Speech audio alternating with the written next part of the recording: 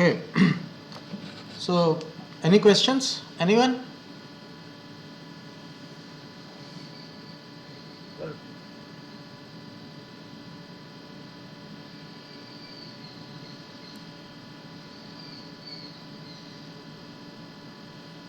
So, we were discussing about the beam column joints. Yeah. Yes, Veer. Uh, how the joint strength is only depend upon bond and shear? Is it not depend upon the movement? Uh, See, how does any structural member develop the strength?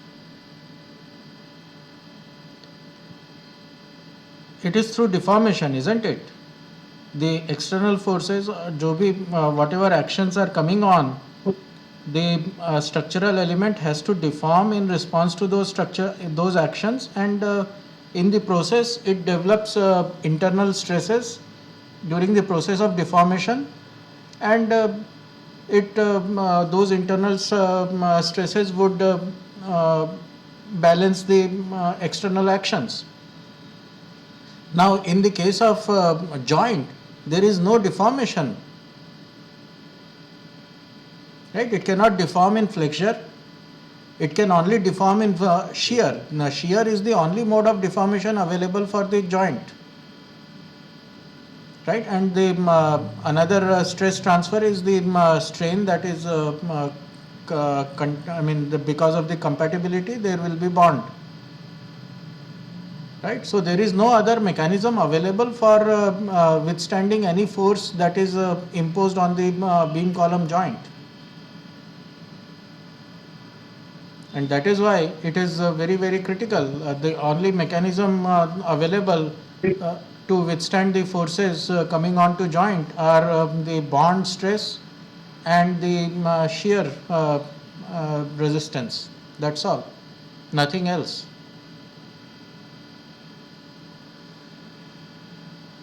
Yes, sir.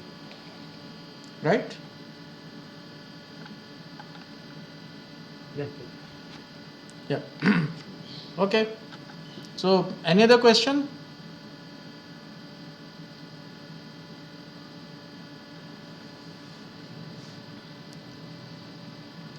Okay, so as I said, uh, shear is very critical, and obviously we need to provide the shear reinforcement into the joint. I mean, concrete alone cannot take care of all these shear stress that is coming on, uh, that will be demanded, the shear demand that is coming on to the beam column joint.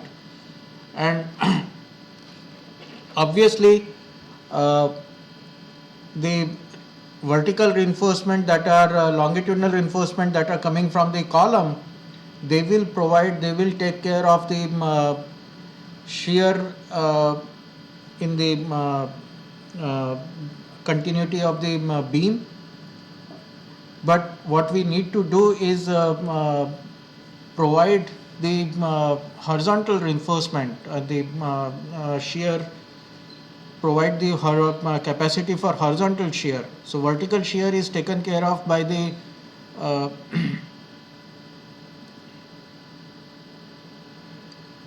oops.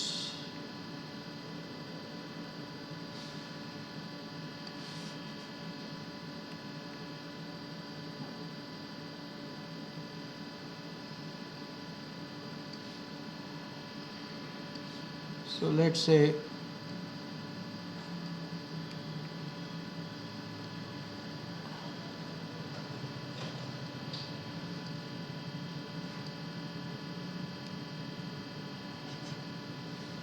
so this is column, this is beam. So column reinforcement that goes continuously, so that will take care of the uh, so there are longitudinal reinforcement, so that effectively takes care of what we provide as the stirrups in the beam. So transverse reinforcement in the beam, so you have these available in the form of the longitudinal reinforcement of the column all through the joint. What is not available is your transverse steel here in the for the horizontal in the horizontal uh,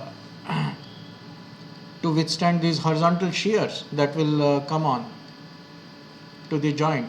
So these stirrups that you have in the columns, they have to be taken down all through the joint and provided all through the joint, through the depth of the joint. These column stirrups, they have to be uh, we need to ensure that we have adequate uh, transverse reinforcement of the column going all through the beam column joint, all through the depth, and at the sufficient reinforcement.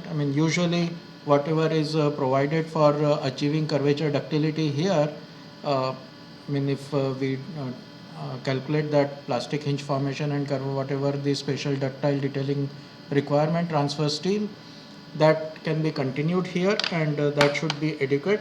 Otherwise you can of course uh, work out the total area of steel, transverse steel, that is required is whatever is the shear force that is required to be withstood of the joint shear by the steel, and divided by the allowable yield stress, and that gives you the transverse reinforcement, shear reinforcement, and provide that reinforcement in this beam column joint, and that will take care of the shear reinforcement. And of course you need to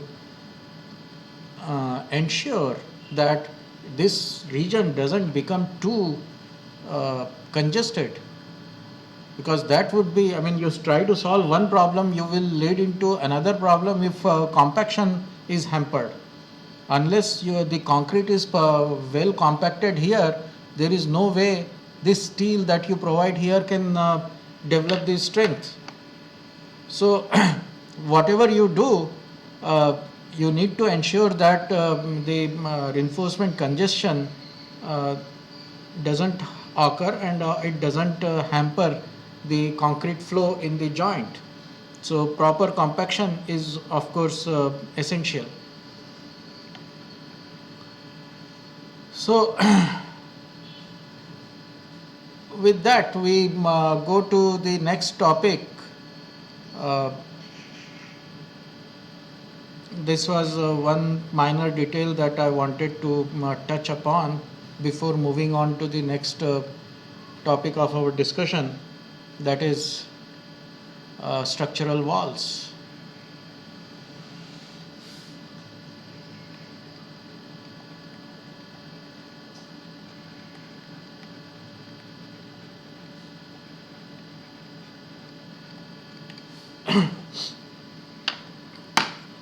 Uh, structural walls, more often, in our code, IS code, it is referred to as a shear wall.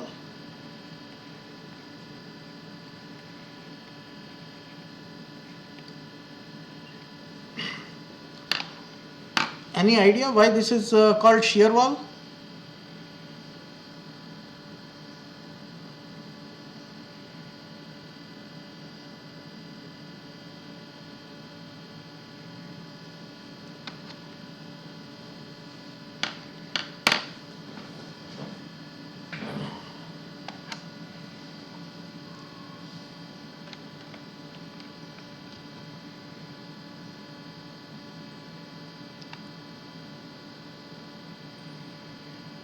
What is a structural wall or shear wall?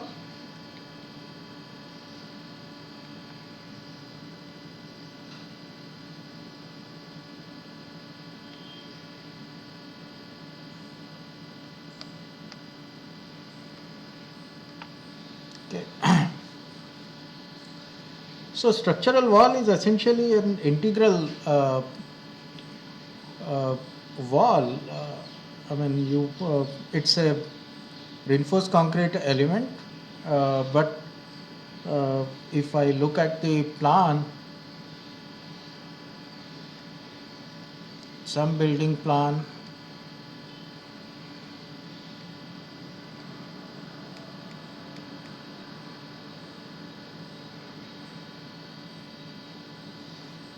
So it may be possible that there may be some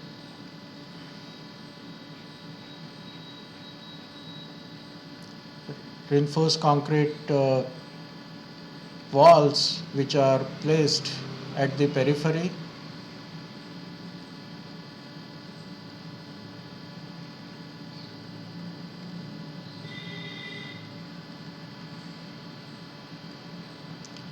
And they extend all through the height from the foundation level.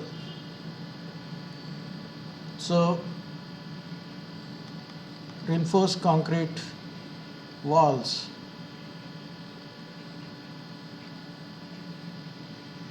extending from the foundation level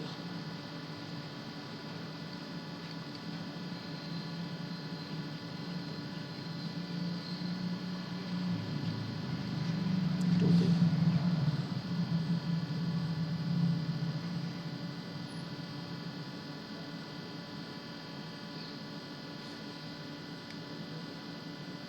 it can be to the desired level or it can be up to the rooftop. Generally it is taken all through the height and with the rooftop, although its dimension may change as you go along because the need of stiffness resistance due to the structural wall, they are requirement is less as you go along go up in the height. So structural walls, they meet all the necessary ingredients.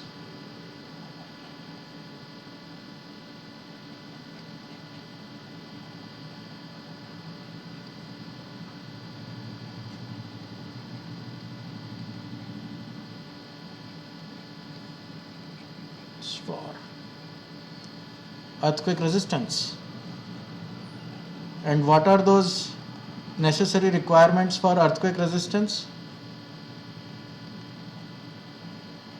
Earthquake resistance, I would emphasize more lateral force.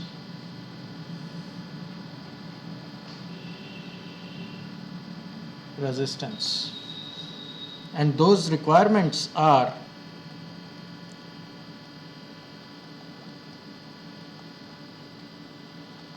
it has to have strength, it has to have stiffness, and more critical in case of earthquake resistance, it has to have ductility. So strength and stiffness, these are of course very much important for wind resistance as well.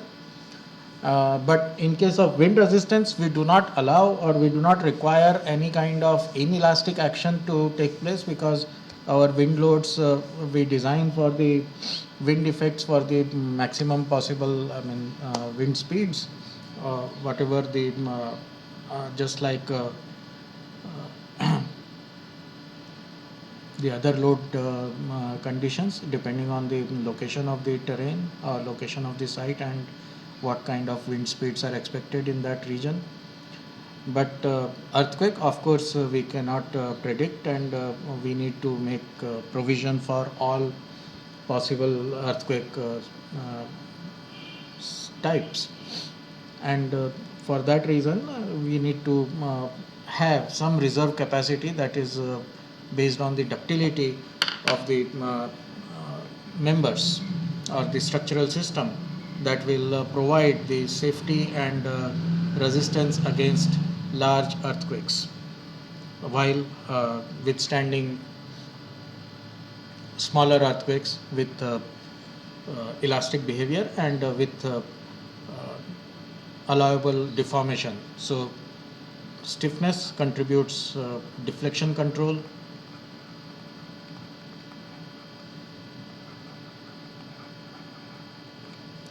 Strength obviously denotes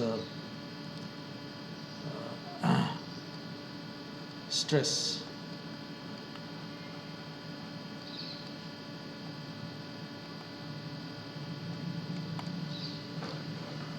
So these are two different mechanisms that are served, and then ductility is energy dissipation.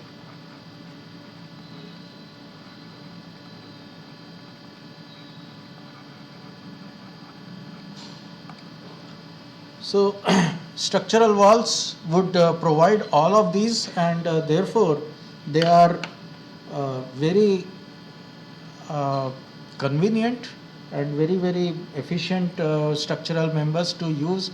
And typically moment resistant frames, you would find that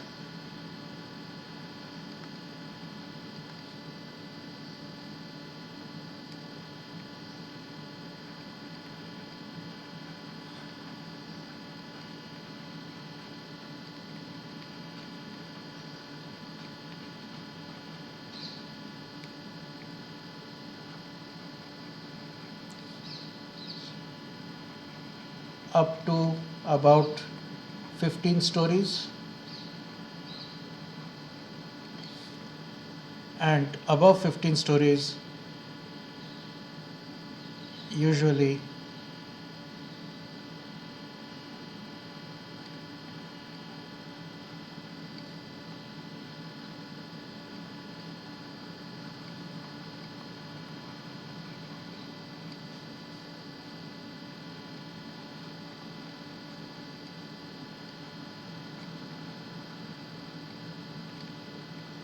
for taller buildings.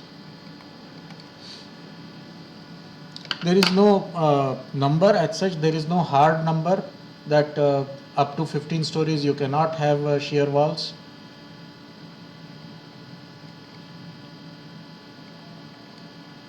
And above 15 stories you have to have shear walls. That's an engineering decision, and based on the functional requirements. Many a times it may not be possible to provide structural walls because of the functional requirements and other restrictions, but that's a economical point of view, that it is generally you can design moment resistant frames economically up to 15 stories without bothering about shear walls. But beyond 15 stories, from the drift considerations and also from the other strength considerations and ductility requirements, it becomes easier to accommodate those if structural walls are integrated into the system. Sometimes you will have maybe the entire building consisting of only structural walls, which is very common in these days, particularly what is called as uh, tunnel form construction.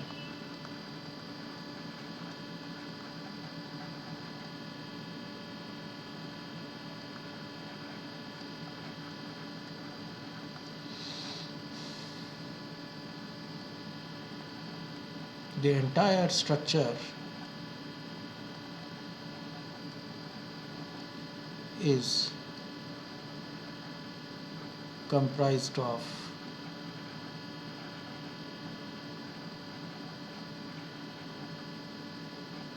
structural walls and rigid floor slabs. So they are integrated. So it's just the entire thing is cast in place concrete. So you have complete building which is made of shear walls, I mean structural walls rising from the foundation level, and then it is integrated monolithically with the flat slab, and then another floor is raised after this one is set. So the entire thing is, I mean, it obviously is very, very rigid. So very little deformation happens there, and very little deformation. So obviously very uh, small demand. I mean, there is no deformation, so there is no amplification or dynamic forces, effect of dynamic forces, and so on. And these buildings have performed extremely well during some past earthquakes in Chile and other areas, Chile and as well as in Turkey. So this particular tunnel form construction is particularly popular in Southeast Asian countries, and it is picking up in Indian context as well. The only challenging part is the form work. Form work is extremely expensive and requires special techniques for deploying it. But once you have the basic paraphernalia and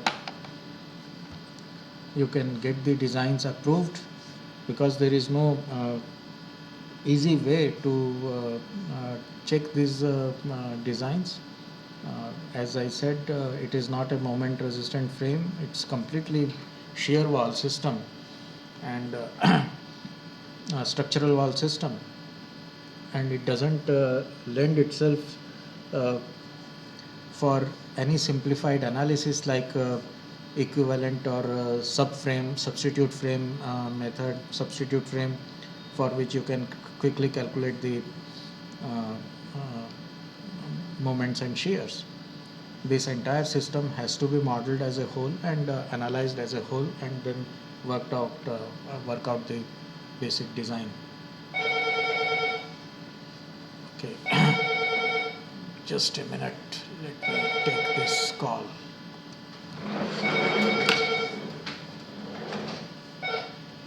Hello,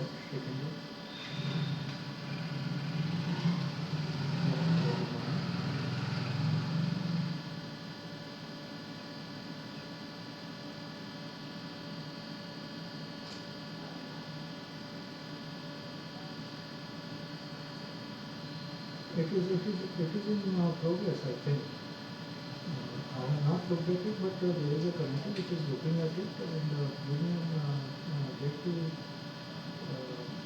more details about the tentative rates of interaction and all from Professor Sudhir Dasgupta.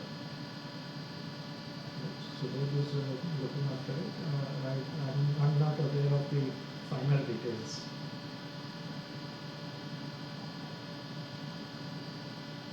Mm-hmm. Mm-hmm.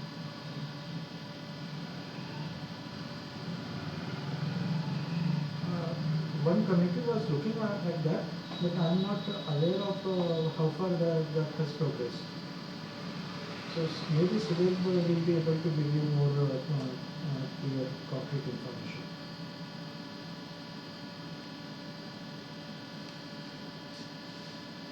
Sudhir Dasgupta, you can, he is the head of electronics department, right? So you can call him there. So should I give you his 5235 35? That's head's office number, and Sudhir's number is 5666. Yeah. Thanks a lot. Yeah, thanks.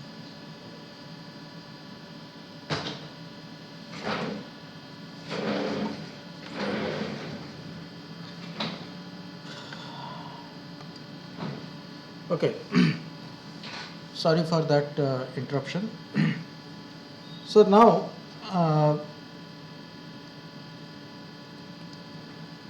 structural walls, yes. So one thing that is important is structural walls. They provide, in addition to the basic requirement of strength, stiffness, and ductility, They also provide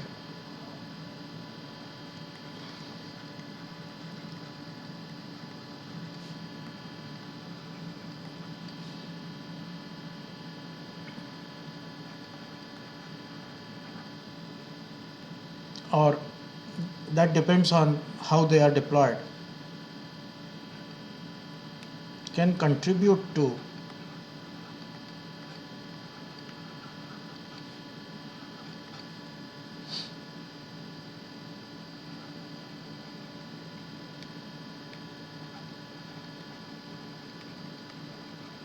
torsional stability.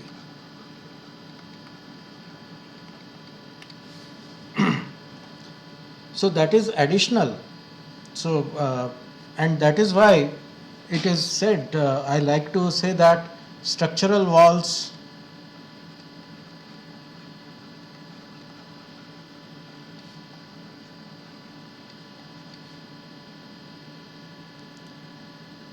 uh,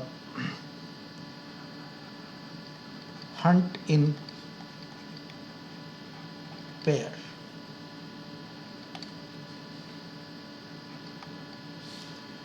If you look at it, there is corresponding, I mean, every wall, if you can provide this kind of arrangement, that is the best. So this action and this action, this is what provides the torsional stability, right? So these shear walls, I mean, these structural walls, if they are located at the peripheral, at the periphery of the uh, uh, building line, then they have the maximum lever arm and whatever is the lateral force capacity that is taken up, and by virtue of this large lever arm, they can withstand and they can accommodate large torsional uh, moments which can be withstood by these shear walls, structural walls. And if I reduce this, I mean, this lever arm is essential. If I can, uh,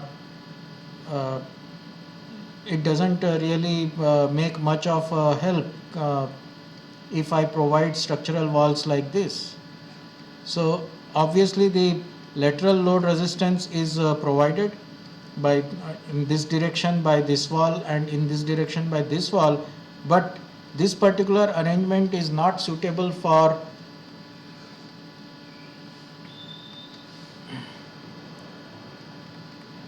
no contribution to torsional stability.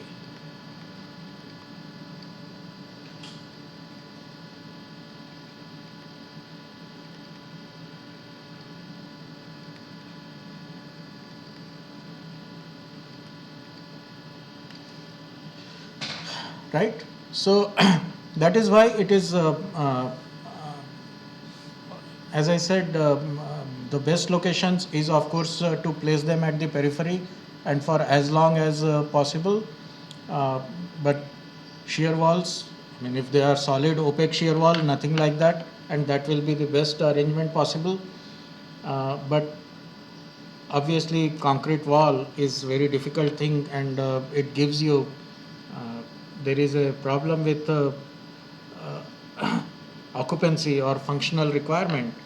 Uh, if it's only a concrete wall all through, then it gives a feeling of a prison cell, solid prison cell, and there are psychological issues associated with that, and that is why functional requirement and architectural requirements would often override the structural preferences, what where these walls can be put and how large these walls can be.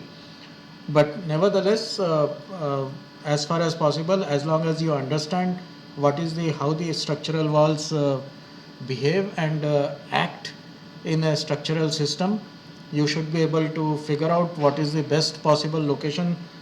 Most often in tall buildings, you would have the elevator core, and elevator core would provide the best possible compromise for structural walls, and elevator core is often surrounded by the staircase, and that staircase can also be integrated as a structural wall. So elevator core can be like this. So you can have an elevator core. Let me.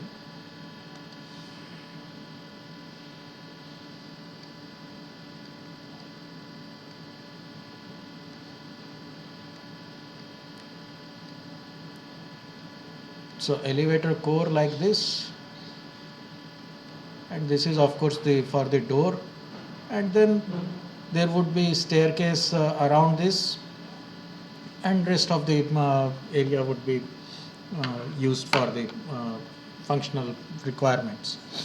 And this of course provides excellent torsional rigidity, although it's not symmetric and there would be some amount of eccentricity, but that eccentricity can be accommodated by the excellent uh,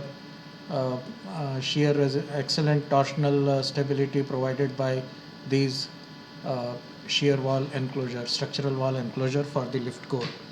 So quite often it is the best compromise that is available with the structural requirements and the architectural requirements to integrate structural walls with the building system. Now the another thing that is required is how do we integrate this with the structural frame, because and for that purpose it is often uh, important to integrate.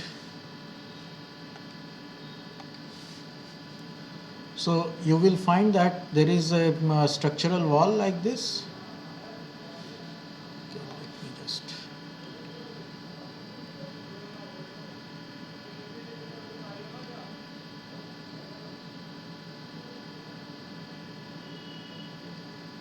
So maybe a structural wall like this,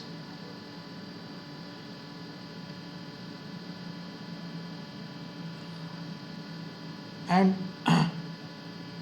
it has to be obviously integrated with the beams here.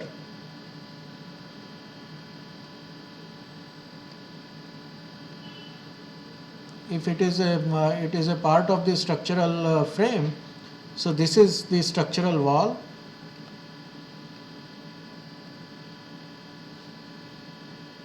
and it has to be integrated with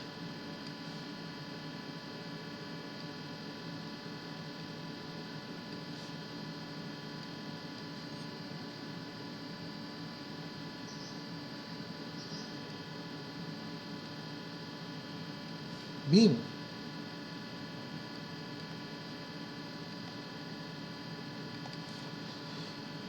So obviously this beam reinforcement cannot be just curtailed here. It will require this beam would require sufficient uh, space for anchorage and uh, requirement. I mean, it cannot go into the wall. Walls are going to be very small thickness. Uh, Typically, you would see that walls are of 200 mm thick at the most. So, and beams are going to be much wider.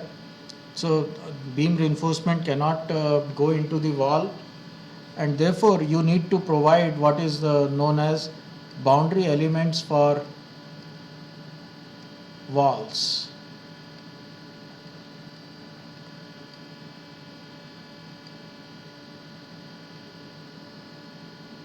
So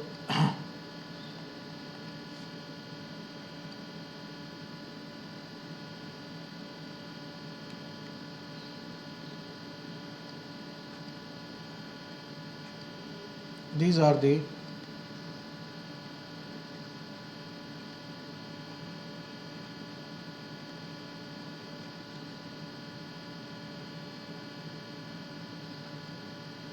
boundary elements, so that to provide, so boundary elements, these are to provide sufficient anchorage to the reinforcement, flexural reinforcement from beams.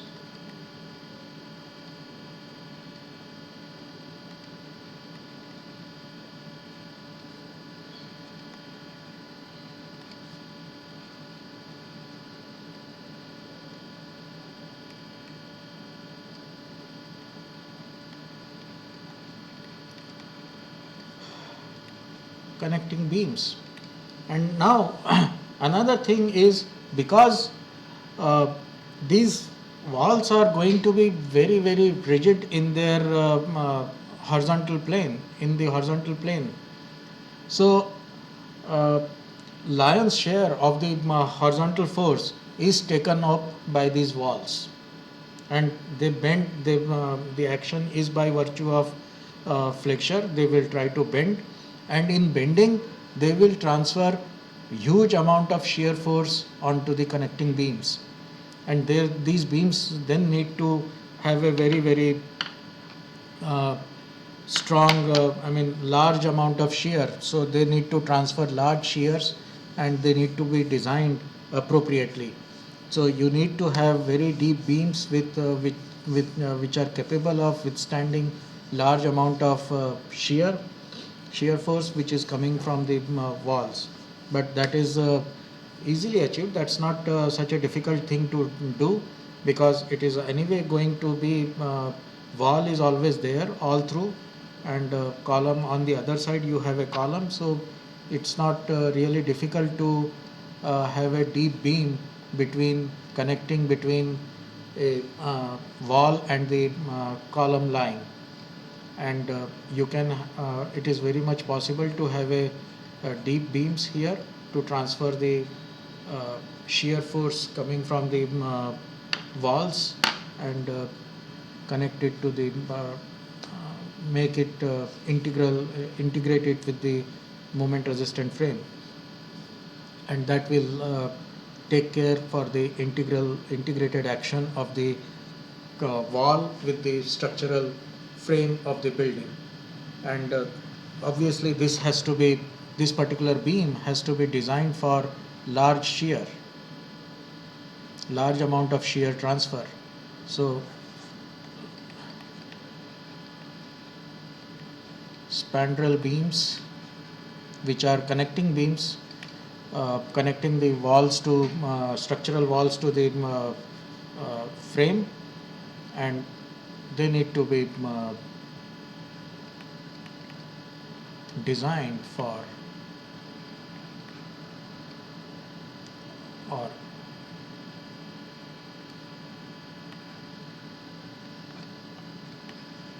transfer large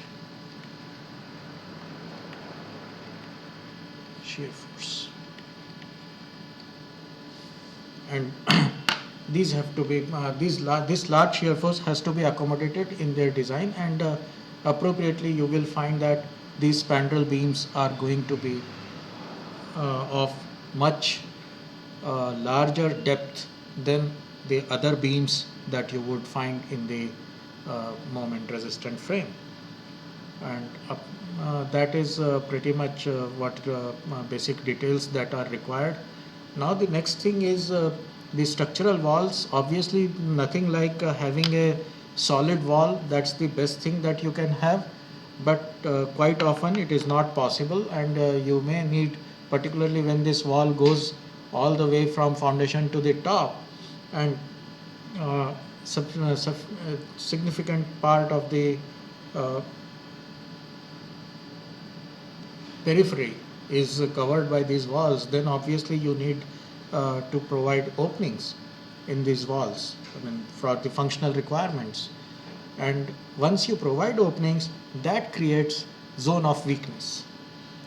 So there are going to be local stresses there, and stress concentration around the openings, and obviously those need to be provided for. And how large are the openings compared to the wall size, and what is the distance between the openings, and how the openings are arranged, and what is the effect of those openings on the behavior of the wall as such, structural wall as such. Those are very critical considerations, and how to provide for that, and what are the special requirements that are uh, to be adhered to, or that are to be special requirements that are required to be met to deal with such stress concentrations around the openings in the structural walls. Uh, we will discuss in our next lecture, and after that we will uh, rush through some of the provisions for steel buildings for improving their seismic behavior, and that will be the end of this course. Hopefully, I can wind up in this week. I have to wind up in this week. There is no next week available for this course. So, any questions? I'll stop here. Any questions? Anybody?